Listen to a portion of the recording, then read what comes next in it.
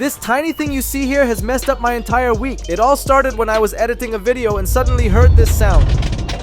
What is that noise? Every time I turn, accelerate, or stop, I hear it. I check everywhere in the car, but the noise just won't stop. If the noise isn't coming from here, then my worst fear has come true. Something has fallen into the air vent, and it's almost impossible to reach. I tried to get it out, but I just couldn't do it myself. Then suddenly I had an idea. I set the AC to blow only towards the feet and cranked it up to max. Then I floored the gas.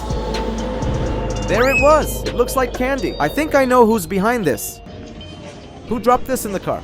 Me? What is it? Candy. Candy, huh?